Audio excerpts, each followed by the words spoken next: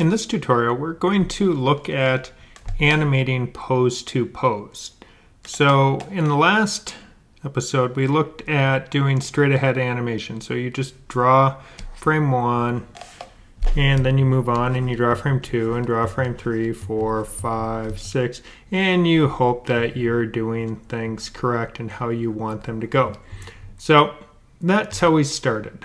And that's a good way to work in certain situations.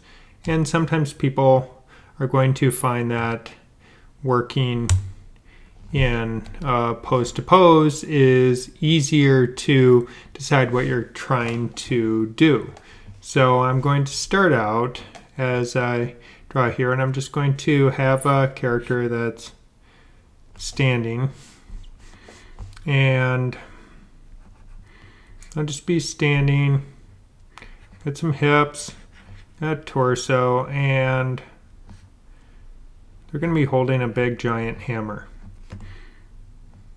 So work on the arm, head's going to be somewhere here. Now you'll notice that the artwork that I'm creating is rough, and that's okay. This is going to be my rough layer to work on my base pose and my base timing. Then I can create a cleanup layer where I create more finished artwork. But it's also possible as we're working, I can decide if I don't like something, I can use my eraser tool. I'm just going to make it bigger so it works faster, so I can clean things up as I deem fit. So when we're working in this pose to pose method, now I've turned on onion skinning. I'm going to go to the next big pose that I want. I'm going to work on 3 poses first. So he's standing here holding the hammer. The next is going to be when he draws the hammer back. So to draw the hammer back, I'm going to go to my next frame here, and I've figured out kind of the action that I want by standing up out of my chair and actually doing the movement to figure out how I want this to take place. So the character is going to step back. The back is arced, so we're getting this kind of arcing motion, and I'm figuring out that line. So the torso is bending back, head will be a little bit forward tucked, the arm goes up, and now the hammer is going to be further back, trying to maintain some sense of proportionality to my model so it's consistent, but also knowing that exaggeration is okay. So, and this leg could have a bend in it if I wanted. So the consistency between positions is that the character's front leg is still planted. So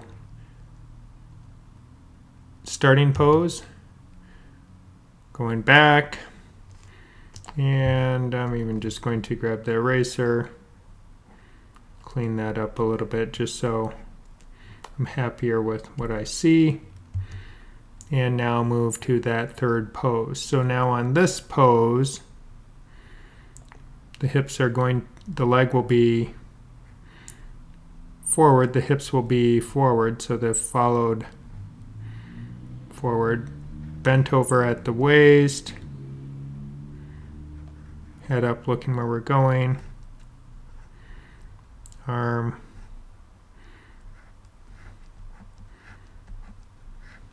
so we have the hammer,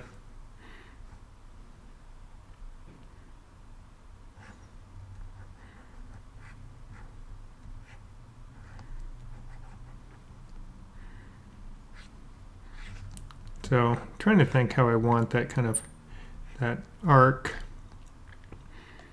which knowing if I want that to be more dramatic, what I can even do is just grab my select tool, move everything further forward. So this is a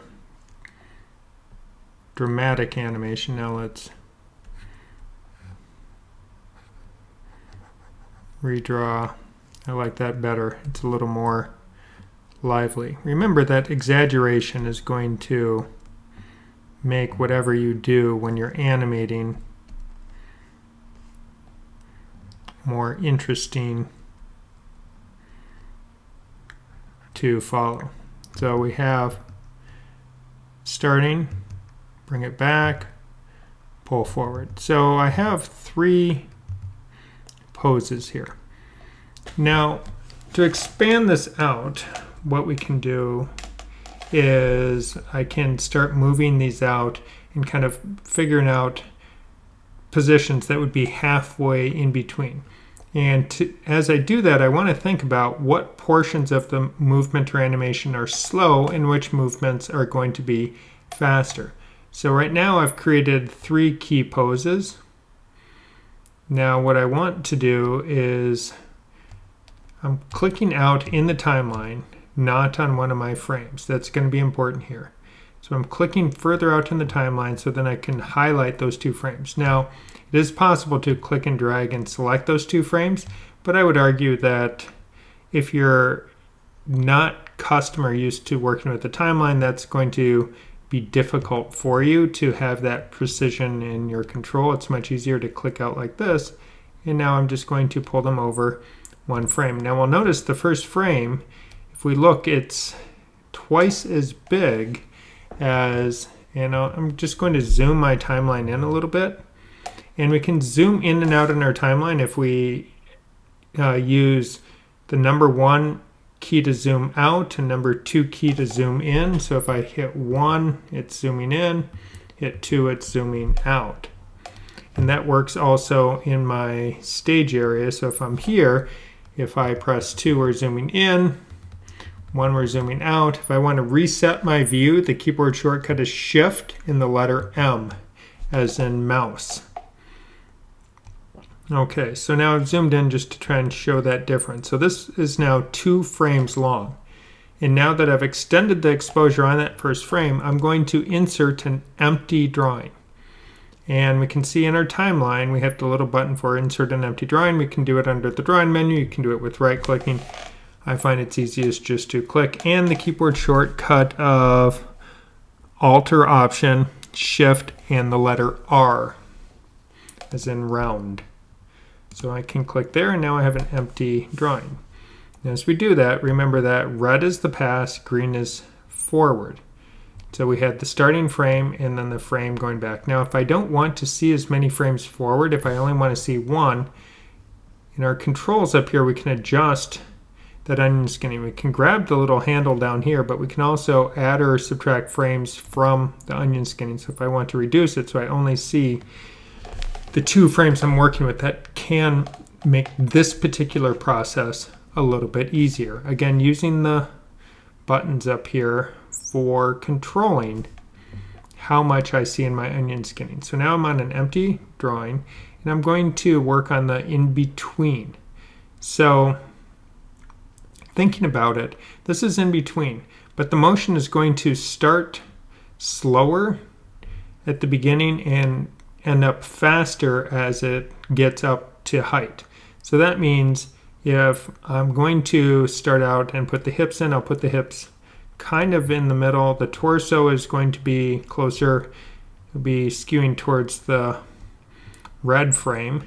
And now the arm or handle, so if we have the arm here, handle, and now get the hammer up here, and the one leg, the forward leg, we'll just leave that there, and the leg that's going back,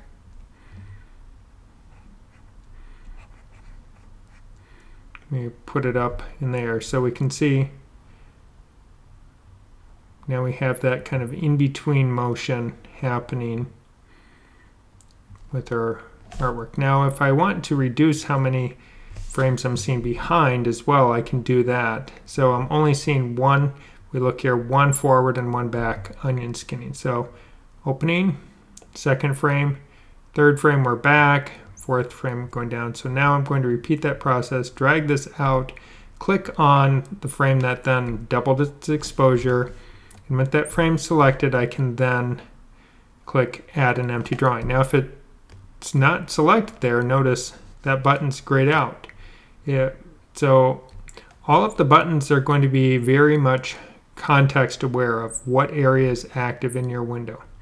So now I click and add that in. Now I can see the in-between. Now I know that I want it to start out a little bit slower and then it's going to end faster. So as I go to put this in the body, I'm just going to have it more straight up here, because then that is going to be more, the body is straight up, the arm is still going to be behind with the hammer,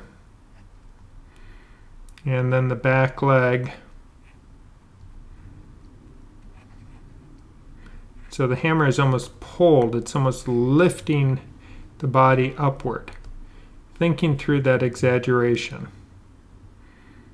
And then we come down. So when we're doing this pose to pose, once we have established our keyframes, which is start, wind up, finish, those are our key poses, then everything else is a matter of we're just adding extra frames in between to smooth out the motion. Now if I want to see this play, I can go on my last frame that I currently have here, I can hit stop, and we can see it now change that stop frame. Instead of being 60 the length of my scene, it's now stopping at 5. Now if I turn on repeat on my play, we can see that, well, it's going really, really, really, really fast. So I definitely need some more drawings to slow this down and to make my artwork better on the timing. So I can decide that I know pretty much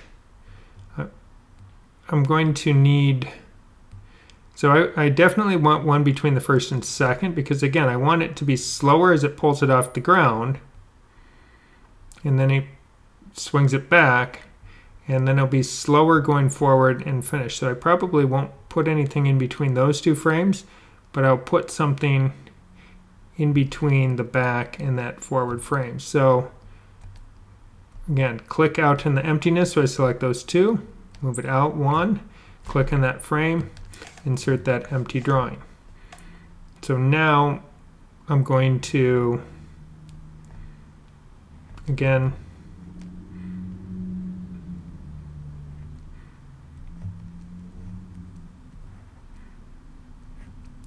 I still want it to be, it's struggling to pull it forward.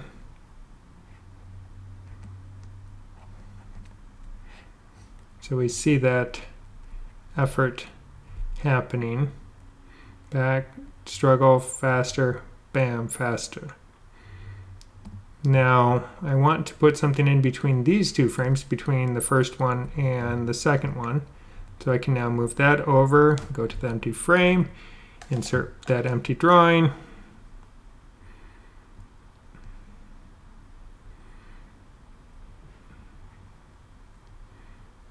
Oh, I don't want to be, it should definitely be kind of in between.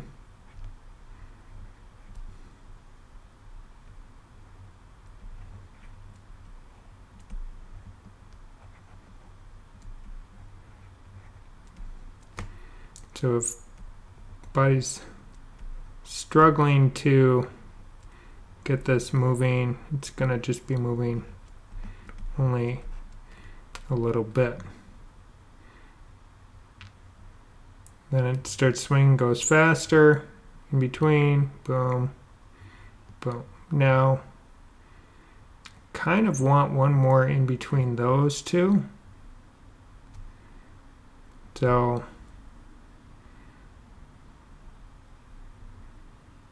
we have this frame. So let's grab these final two frames, pull them out one, click to add that empty drawing.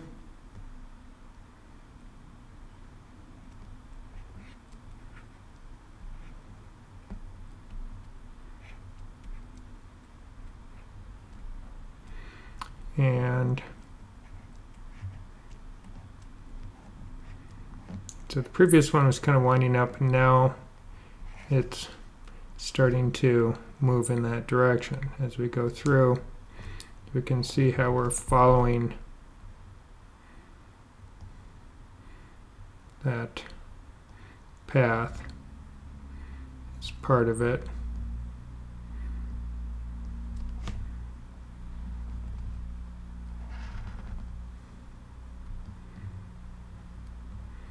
So now we've been able to start to create better motion. Now it's going pretty, oh, we need to change that stop frame now that I added in more frames. Go here now.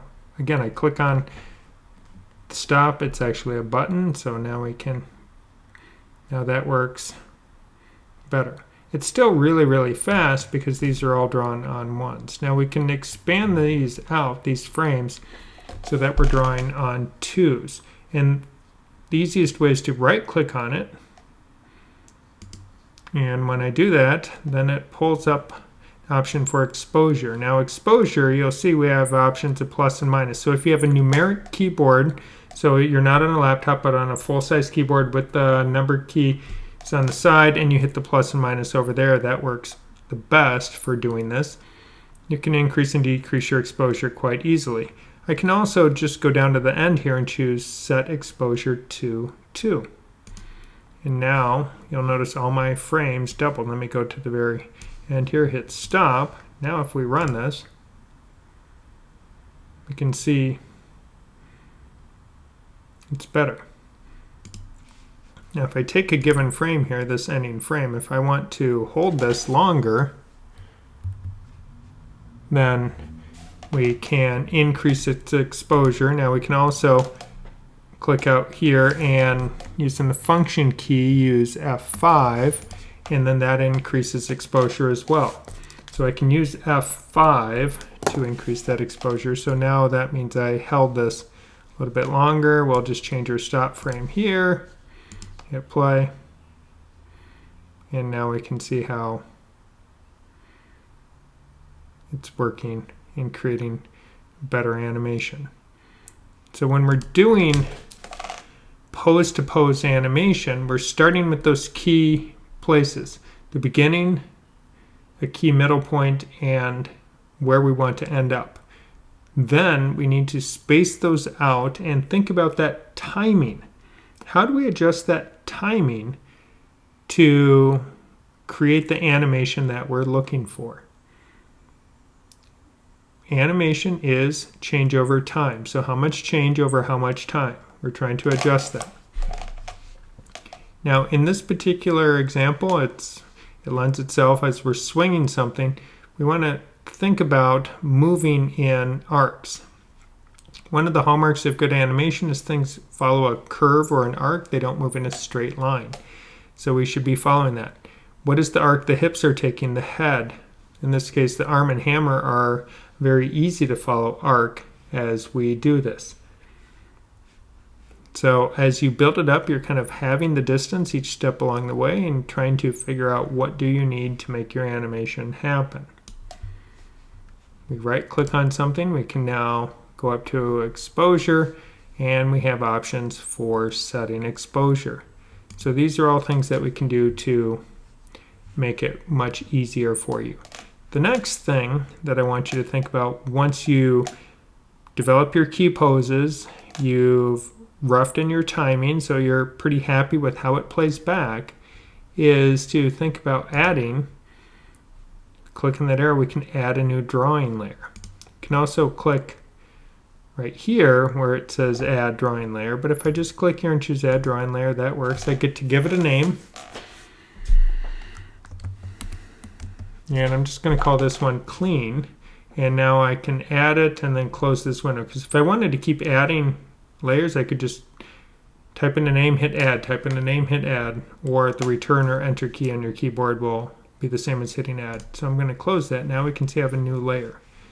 One thing that Harmony does really well is I can turn on what's called light table. And when I'm working with light table, we can see how it grayed out the layer underneath. So that layer is there, and I don't even need onion skinning on anymore. So I have a guide to follow for my animation. So now, if I want to take and clean this up and create better artwork, and this is where I might want to zoom in a little bit. And if I hold down the space bar, it gives me the hand so I can adjust my position. But if I zoom in, that's going to make it a little bit easier to see my animation artwork, so I can then plot out or plan what I want to do as part of this. So I am able to, okay, yeah, that arm, might have to do some adjustments there. That arm is pretty long. Or we're going to have to adjust the shoulders. And unless I have a really long neck, you know, I'm not thrilled with. I need to, I think, decide on my character a little bit better so that my character is going to be consistent. Because I'm not really thrilled with this character yet, so let's adjust that. Go back.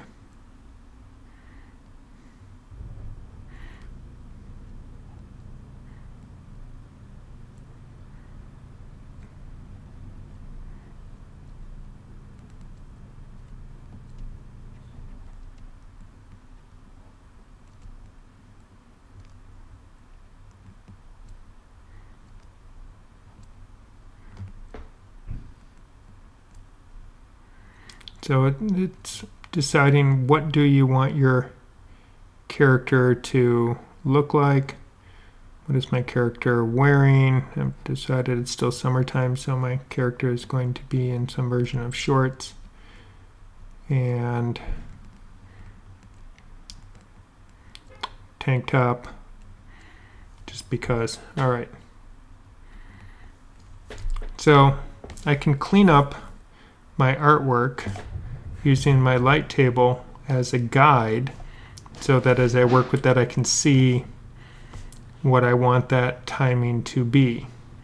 Now I could further refine the artwork from frame to frame, but I can also now go over and extend this out, again using F5, function key F5 to extend it out. Now I go to the next frame, and this is where, you know, because I haven't worked with this character before, I may want to then be looking at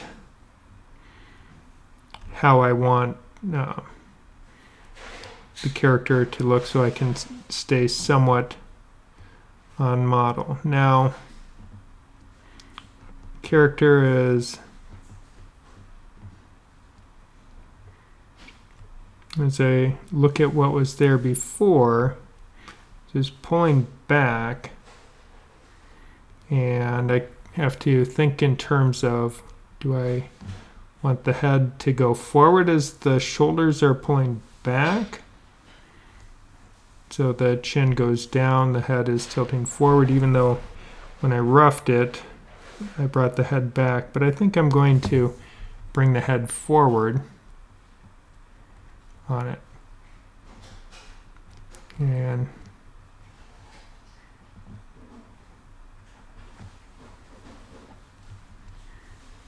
now, this is, you know, redrawing it completely when I don't have a good character model that I'm following in the first place can be a little bit tricky.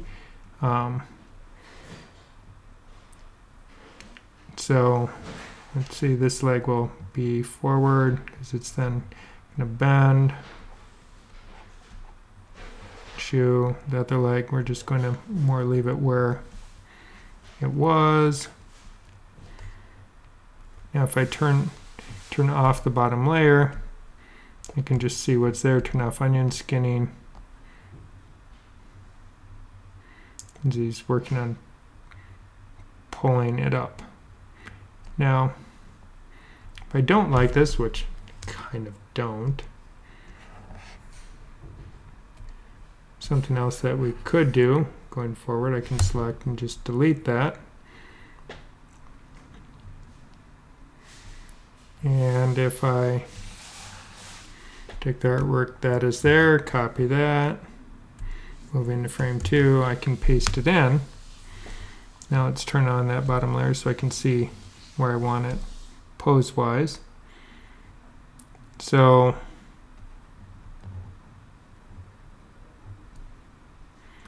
if I do some careful selecting, I can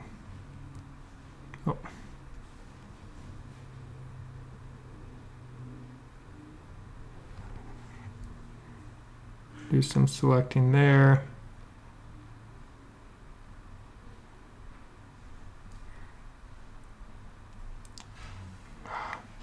It's a little bit tricky to sometimes get it to move exactly where you want it to, but I can move it. Could rotate there. You can now rotate that. Now I didn't get every line, but at least I have some of what was there before to work with, and now I can put that back. You can see we have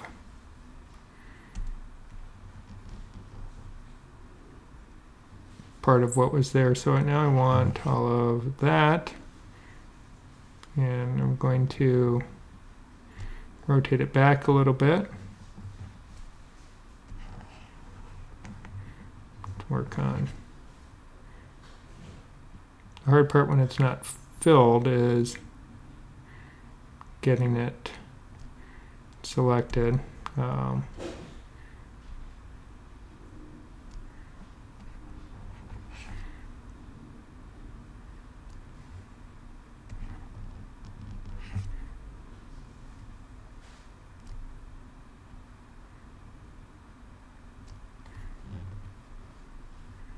Now we can see much closer to the original.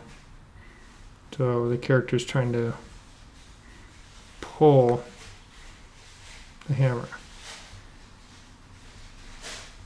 Now as I move to that frame, I can just delete that, go grab my pencil tool. So that would be another way that you could go about reusing that artwork from frame to frame as you're trying to figure out the bits and pieces as you work with it. This will need that like there, bottom of the foot. All right. And now it's just a matter of cycling through frame after frame after frame with the artwork, creating the necessary movement and exaggeration, and developing your model as you see fit to create your artwork.